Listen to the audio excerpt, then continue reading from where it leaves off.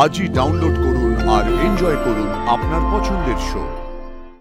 যাকে পাচ্ছ তাকে নিয়ে আসছো। এই, এটা কি তোমার বাড়ি যে তুমি সিদ্ধান্ত নেবে? অফকোর্স এটা ওরও বাড়ি।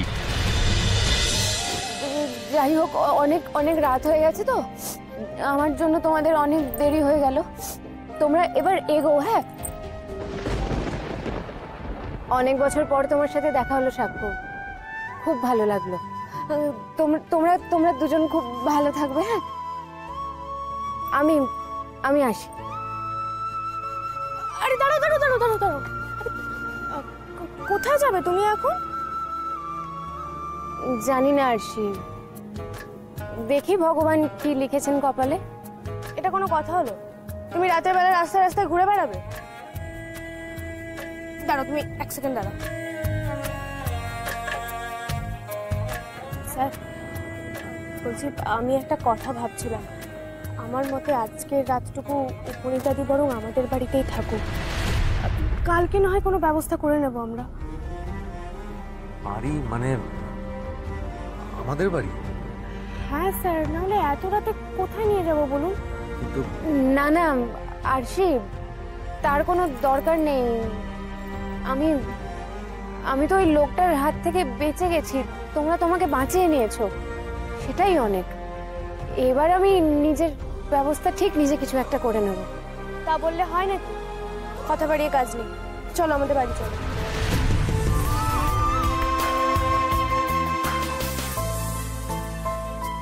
আরশি, তোমার মতো মানুষ আমি সত্যিই দেখিনি।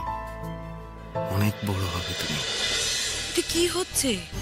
হ্যাঁ, এই বাড়িতে কি হচ্ছে? খুব তো ডাঁট দেখিয়ে আমার ছেলের জীবন থেকে সরে গিয়েছিল, কম তো কষ্ট দেয়নি আমার ছেলেটাকে।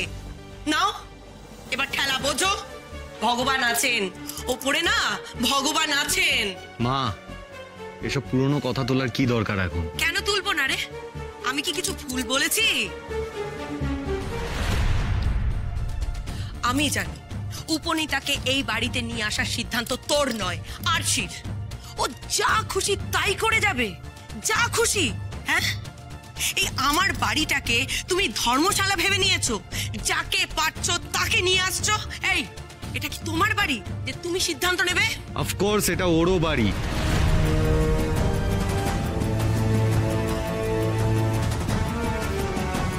আর আমার মনে হয় এই সময় দাঁড়িয়ে আরশি এই ফ্যামিলিরই একজন মেম্বার, তাই তুমি ওকে কথা বলতে পারো না। সাবাস দাদু ভাই, সাবাস। আমি ঠিক জানতাম আস্তে আস্তে তুই এভাবেই আরশি দিদির পাশে দাঁড়াবি। যা ইচ্ছে তাই কর, তোরা তাই কর। হ্যাঁ, ভালো লাগছে। আমাকে বাঁচিয়ে তুমি আমার অনেকটা উপকার করেছো। আর ধন্যবাদ দিতে হবে না, অনেকটা রাত হয়েছে, আমি ঘুমোতে যাব, আর তুমিও ঘুমো, চলো। হ্যাঁ আরশি, তুমি উপনীতাকে নিয়ে গেস্ট রুমে দিয়ে এসো, আর আমি যাই, রুমে যাই।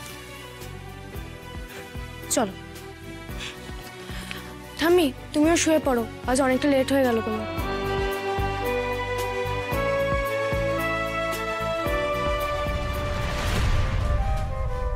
দাদু ভাই আর আরশি দিদির সম্পর্কটা ধীরে ধীরে ঠিক হচ্ছিল। এই সময়তে মেয়েটাকে পাঠিয়ে দিলে ঠাকুর, আমার বাবু ব্যাপারখানা মোটে ভালো লাগছে না। দেখো যেন কোনো বিপদ না ঘটে।